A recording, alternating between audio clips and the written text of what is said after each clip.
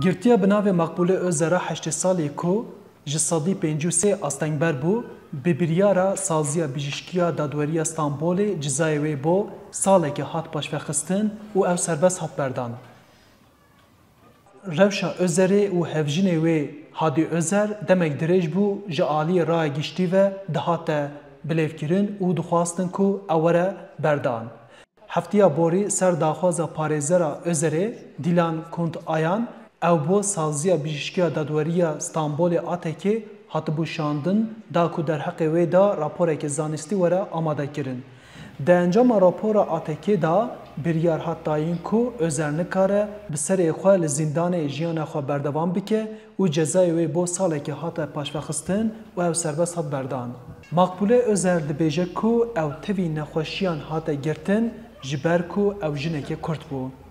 غادر ماكر أو ماكر كردون أمو نحذين دنا كم كنا بمناتو نحذين دنا ده صنصونو مهابي شاكرو مهابي قرزو مهابي هستي متحالون هالرود برم شوان دارون دیرون علاج میراز دارنامه او دارنامه درمان دارنامه دکتران لگور راپورا کمالا مافین مروان ایهاده یا نیسان 2022 لزیندان ترکیه 1517 نخواش دگرتگه هندانه کو 651 نخواش روشوان گرانه.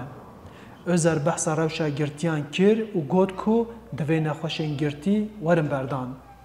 هم حافظين دانا هم بكل هم أون يلا هذا حافظين طنس ما شش حب يجنوا يتيدونن حافظ حش بيجنن خذ الربنا نشي هجا شدا خذ في صبي داي ده صبي داي جيو أنت جيو مبوها إيه نخاش واد جري أي والله Özerî her wiha balkişan ser rewşa malxweyê xwe Hadî Özer û got ku ew ji mîna wê nexweş e û daxwaza berdana hevjinê xwe kir.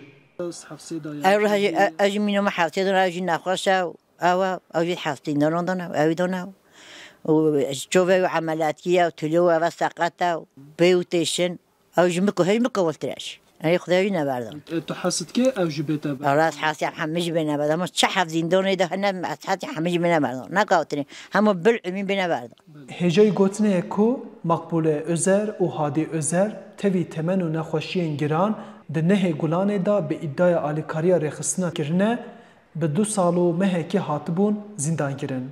Lê parêzerên wê parast dibûn ku divê ew li gor kanûnan ji ber temenê mezin û nexweşiyên giran were berdan.